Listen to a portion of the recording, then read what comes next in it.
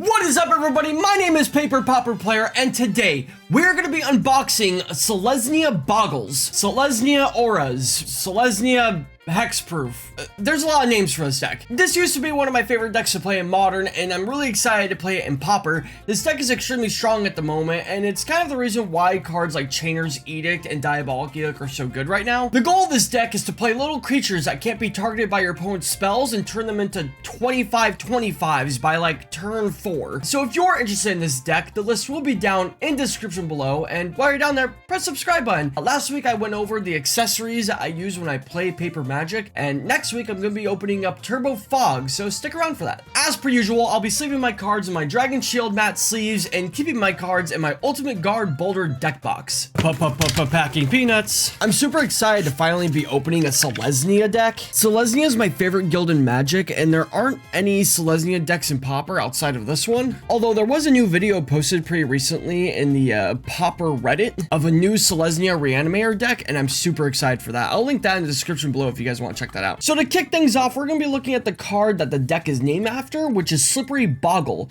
which is a 1-mana 1/1 creature that costs a hybrid mana, either a green or a blue. In this case, we're going to be always casting him for green. It says Slippery Boggle can't be the target of spells or abilities your opponents control. But if we look at a more recent printing of Slippery Boggle, you'll see that it just says Hexproof. For some reason, it's been really hard to find Slippery Boggle. Like, all three of my LGSs didn't have any, and Card Kingdom was like short of them for quite some time. So I had to like accumulate these, and they're the wrong versions, like they're not all the same version. But now with Turbo Fog coming in the mail, I have 3 of the original version coming in, so I'll have all 4 copies of the original version, and these can just go in my binder. Anyways though, but yes, so Slippery Boggle can't be the target of spells or abilities my opponent controls. So what that means is that Slippery Boggle can't be lightning bolted, he can't be bounced. There's a lot of things that can't target him. And this deck is the main reason why Chainer's Edict and Diabolic Edict are so prevalent in Pauper. The only way to get around creatures with Hexproof is by making your opponent either sacrifice them or playing a board wipe that says all creatures, like Arms of Harder, for example. So not only are we running 4 copies of Slippery Boggle, but we're also playing 4 copies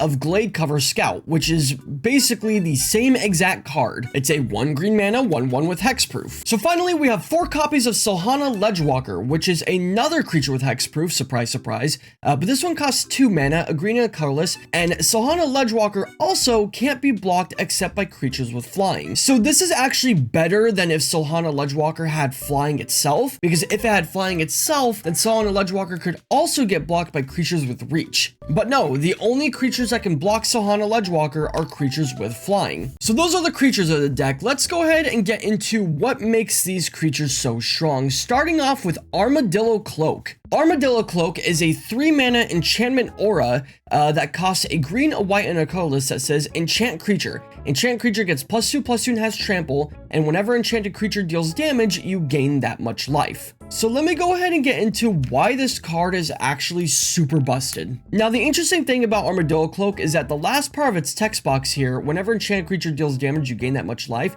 is actually different than the keyword lifelink. When a creature with lifelink does damage, the life that you gain happens at the exact same time the damage is dealt. Well, with Armadillo Cloak, if you look real close at the text, there is a comma after the word damage, and then it says you gain that much life. So this is actually a trigger. So what that means is that the creature that this is attached to, when it does damage, the life that you gain goes on the stack. The other important thing to note is that this card doesn't say the creature's controller gains that much life, it says you gain that much life. The awesome thing about Armadillo Cloak is that you can actually enchant your opponent's creatures. The text box here says enchant creature, not enchant your creature. Now trust me, I get it. Why would you want to give your opponent's creature +2/+2 and trample? Well, the text box here at the bottom that says whenever enchanted creature deals damage, you gain that much life. You is referring to the owner of the enchantment, not the creature doing damage. So as a Slippery Boggle player, if your opponent has a Mirror Enforcer out, which is usually a 4/4, if you enchant their Mirror Enforcer with an Armadillo Cloak, their Mirror Enforcer is now a 6/6 with trample, but when it attacks you,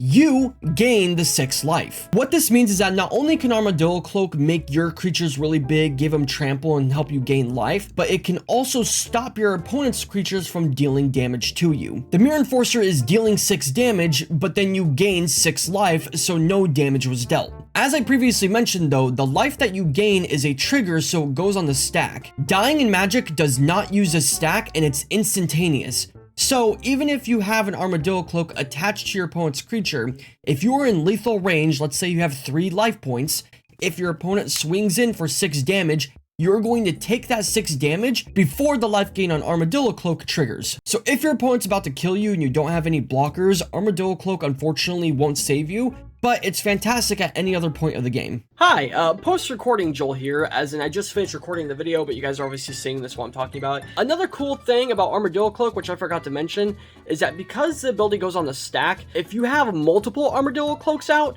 you gain that much extra life. So for example, if your creature's a 5/5 and you have 2 Armadillo Cloaks attached to it, you'll actually gain 10 life instead of 5, which is really, really good. So these stack. That's why it's really nice. Armadillo Cloak is literally my favorite card in this entire deck. Anyways, next up we have 4 copies of Ethereal Armor, which is a 1 white mana enchantment aura that says enchant creature. Enchanted creature gets +1/+1 for each enchantment you control and has first strike. This card's extremely good and gets very out of hand very quickly because it also counts itself. If you have 3 enchantments on the field and you play Ethereal Armor, now your creature is going to get +4/+4, which is just really strong. And then if you play a second Ethereal Armor, the first Ethereal Armor is now going to see 4 enchantments, including itself, so this is going to give +5/+5 to your creature, and this Ethereal Armor is going to see 4 enchantments plus itself, which is going to give your creature +5/+5. So between these 2 and 3 other enchantments, your creature now has +10/+10. So usually if your creature is a 1/1 and your opponent's creature is a 1/1, when they deal damage to each other, they die at the same time. But if your creature has first strike, then your creature will deal damage first, meaning that your opponent's creature will die before it can deal damage back to yours. So next up we have 1 copy of Ram Through, which is a 2 mana instant, a green and colorless. Target creature you control deals damage equal to its power to target creature you don't control. If the creature you control has trample, access damage is dealt to that creature's controller instead. So yeah, this card's pretty good since you can make your creature like a 16/16, and it will most definitely have trample because we have 8 cards that give creatures trample. So yeah, Ram Through's really nice in this deck. Speaking of trample, here's our 4 copies of Rancor, which is a 1 green mana enchantment.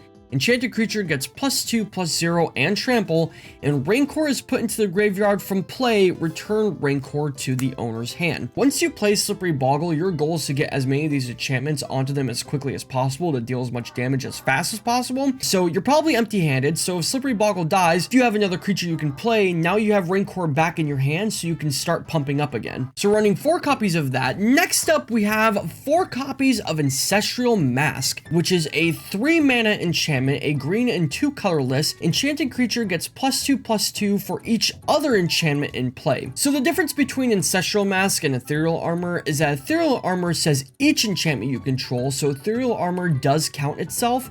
Ancestral Mask does not. It says each other enchantment. So if you have 3 enchantments on the field and you play Ancestral Mask, now your creature is going to get +2/+2 3 times, which is +6/+6, and it's not going to count itself. What's amazing about Ancestral Mask though is that it says all other enchantments in play, meaning that Ancestral Mask will also check for your opponent's enchantments. So if your opponent has 2 enchantments in play, Ancestral Mask will give your creature +4/+4. So next up we are running 4 copies of Utopia Sprawl, which is a 1 green mana enchantment. Enchant a forest. As Utopia Sprawl comes into play, choose a color, and whenever Enchanted Forest is tapped for mana, its controller adds 1 mana of the chosen color to his or her mana pool. Outside of our 2 copies of Ash Barrens, we're only running 15 basic lands, 2 basic plains, and 13 basic forests. The reason being for this is because Bogles is trying to win by like turn 3, turn 4, so it can't afford to play any tap lands. It needs to be able to play an active land every single turn so it can hurry up and get all of its stuff out and win the game. Utopia Sprawl is really strong and cool for a couple reasons. Number 1, it allows our forest to tap for multiple colors at once. If you name white with Utopia Sprawl, when you tap your forest for its green mana, it will create a white mana as well. So it actually makes your forest tap for 2 mana instead of 1. What's also cool about it is because it's an enchantment, it helps pump your Ethereal Armor and your Ancestral Masks. It says other enchantments. Utopia Sprawl is another enchantment. So next up, we're also running 3 copies of Abundant Growth, which is a 1 green mana enchantment that says enchant land. When Abundant Growth enters the battlefield, draw a card. Enchanted land has tap, add 1 mana of any color to your mana pool. So the difference between Abundant Growth and Utopia Sprawl is that Utopia Sprawl can only enchant in forest. Abundant Growth can enchant any land, so you can also enchant your plains or even your ash barrens if you need to. With that being said, Utopia Sprawl allows you to tap for 2 colors at once. Abundant Growth allows your land to tap for any color. So Abundant Growth doesn't let your land tap for multiple mana at once, but it does allow your land to tap for any color. So next up, we have a brand new card in this deck, Spirit Link, which is a 1 white mana enchantment. Enchant creature. Whenever enchanted creature deals damage, you gain that much life. Yes, this is a 1 white mana version of Armadillo Cloak. Now, some of you might be thinking to yourselves, well, hold on, Joel. Spirit Link is not legal in Pauper. Spirit Link is an uncommon and has never been printed in common. Well, surprise, surprise, if you didn't know this, Spirit Link is getting reprinted in Dominaria Remastered. It's being printed at common rarity. Dominaria Remastered comes out on January 13th, 2023. So when Dominaria Remastered comes out, Spirit Link will be legal in Pauper. So we are running 1 copy in our deck because it's now a 1 mana version of Armadillo Cloak. Bogles traditionally runs 1 copy of Lifelink, which is a 1 white mana enchantment that gives a target creature lifelink. But as we talked about at the beginning of this video, this effect is a lot more versatile than Lifelink, so now we're playing this instead. Now, one thing to bring up again is that Lifelink was good in the deck because when you give your creature lifelink and you attack with it, you just gain that much life automatically. Like I mentioned earlier, this effect goes on the stack, so if your opponent's swinging in with a bunch of creatures and you're about to die, Spirit Link isn't going to save you because this effect goes on the stack after the damage is dealt, so you'll die before you gain the life. But that's why we're running First Strike, baby. We have 8 cards in this deck that give First Strike. So if your opponent is swinging in with a bunch of creatures and you're about to die, when you go to block, if you have both Spirit Link and First Strike on your creature will deal damage first when blocking, allowing Spirit Link to go on the stack before your opponent's damage is dealt. This combo is what will save you from your opponent swinging in with a wide board. Also, I misspoke earlier when I said that we have 8 copies that give First Strike. We only have 7 because we only have 3 copies of Cartouche of Solidarity, a 1 white mana enchantment, enchant creature you control. When Cartouche of Solidarity enters the battlefield, create a 1/1 white warrior creature token with vigilance.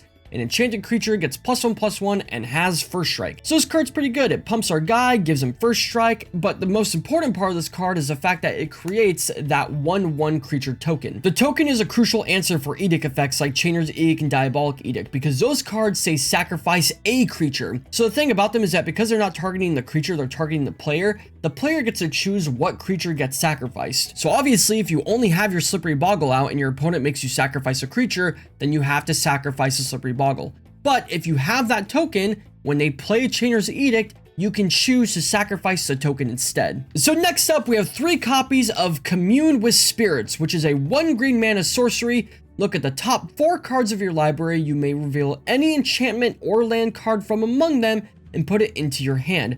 Put the rest on the bottom of your library in any random order. So I think it's pretty clear why this card is so good. You can completely empty your hand and cast all of your enchantments, and then you can use Commune with Spirits to refill your hand with more enchantments. Or if you haven't been able to find a white source yet, you can use this card to dig for your basic plains, which we already talked about what lands we have in the deck. We have the 2 basic plains and the 13 basic forest. I went with some basic lands from Lorwyn because Slippery Boggle himself is from Shadowmoor. And like the Shadowmoor basic lands are cool, but I just like the Lorwyn lands better. So this is basically our fetch land so we can go and hunt down our basic plains. And you could be thinking to yourself, well, why don't you just play 2 more basic plains instead of the Ash Barrens? Because sometimes your starting hand is only a basic plains and you need to go find a forest. So that's why we have the 2 copies of Ash Barrens. So let's go ahead and talk about our sideboard. First off, we have 1 more copy of Ram Through and 1 more copy of Spirit Link. The additional copy of Ram Through is in case your opponent is playing a lot of creatures and you basically just need more removal. And the extra copy of Spirit Link is in case you're playing against burn. Next up though, we have 4 copies of Standard Bearer, which is a 2 mana creature, a white and a colorless. It's a 1/1. that says if an opponent plays a spell or ability that could target a flag bearer in play, that player chooses at least one flag bearer as a target. So this card's extremely strong because it primarily answers our mirror matchup. If our opponent is also playing Bogles, or if they're playing like mono white heroic, anytime our opponent casts an enchantment on their creature, that enchantment has to go onto our standard bearer instead. It's really fucked up. This is like one of the most underrated Magic cards of all time, because not only does it handle that, but also if our opponent is trying to exile one of our enchantments using something like Journey to Nowhere or like Oblivion Ring, that enchantment has to go to our standard bearer instead. It basically just protects our entire board from like targeted spells. It's ridiculous. Next up, we have 2 copies of Young Wolf, which is a 1 green mana creature with Undying. When this creature dies, if it had no +1/+1 counters on it, return to the battlefield under its owner's control with a +1/+1 counter on it. So we bring in Young Wolf if our opponent is playing a bunch of creatures and they keep killing all of our stuff. If they have a bunch of Chainer's Edicts and Suffocating Fumes, Diabolic Edicts, basically blue-black terror. The awesome thing about this card is it's really good against Chainer's Edict because we could sacrifice it, and when we do sacrifice it, it immediately comes back onto the field. Yeah, so that's why we're running 2 copies of him. So next up is 2 copies of a pretty interesting card. It's not green or white, it's actually a red card. It's Flaring Pain, which is a 2 mana instant, a red and a colorless, that says damage can't be prevented this turn, and also has flashback for 1 red mana. You may play this card from your graveyard for its flashback cost, then remove it from the game. This card is our answer to Moment's Peace, Prismatic Strands, Tangle, Fog. This card is our answer for any card that prevents combat damage because we're trying to swing in and kill them. We're also able to play this card thanks to Abundant Growth and Utopia Sprawl because they can create any color mana that we need to. So when we sideboard this in and then when we draw it on our turn, we know that when we play Utopia Sprawl, we can name red if we need to so that we can cast Flaring Pain. Same thing with Phyrexis, which is a black card. It's a 2 mana enchantment, a black and a colorless. Enchant creature. Enchanted creature has Infect. The way Infect works is that instead of dealing regular damage to your opponent, it actually deals damage to your opponent in the form of poison counters. So if your creature is a 3/3 with Infect, when it deals 3 damage to your opponent actually just gains 3 poison counters instead of taking damage. Now the crazy thing about Infect, and the reason why Infect is a really strong archetype in pretty much any format it's legal in, is because when your opponent gets 10 poison counters, they automatically lose the game. This effect basically means that your opponent starts with 10 life instead of 20 or 40 if you're playing Commander. And it also means you can kill your opponent with Proliferate effects because Proliferate allows you to give an additional counter to anything that has a counter on it already, including another player. So this card's pretty much our answer to any life gain deck or decks that play Weather the Storm, because our opponent can have 120 life, but it doesn't matter because if they have 10 poison counters, they just die. The other awesome thing about Infect is that it deals damage to opponent's creatures in the form of -1/-1 counters. When our creature puts 5 -1/-1 counters on our opponent's indestructible creature, our opponent's indestructible creature will still die. And then finally, we have 3 copies of Free Wind Falcon, which is a 2 mana creature, a white and a colorless, that has flying and protection from red. So the protection from red is different from hexproof. Protection from red means that this card will not take damage from red spells, can't be targeted by red spells, and it won't take damage if it's blocked by a red creature, and it can block red creatures without being damaged by them. So our Slippery Boggle will die to cards like Fiery Cannonade because Fiery Cannonade isn't targeting it, so hexproof doesn't matter, it's just dealing 2 damage to all creatures. But Free Wind Falcon will survive that because it has protection from red. It's not hexproof.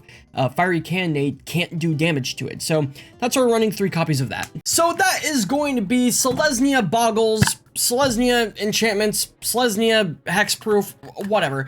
That is going to be our Selesnya Slippery Boggle deck for the day. I hope you guys enjoyed this deck. I love this deck. I love every deck. I say it every video. I'm sorry. I played a lot of decks when I played Modern, and they all translated to Pauper, which is probably why I love it so much, because Pauper is like a 10 millionth of the price of Modern. Anyways, if you guys enjoyed this deck, like I said, it will be down in the description below. And if you enjoyed the video, please press subscribe button, show me your love and support. Next week, we're going to be opening up Turbo Fog, and then I have some other videos planned out that I'm really excited for. So thank you guys so much for watching, and we will see you in the next one.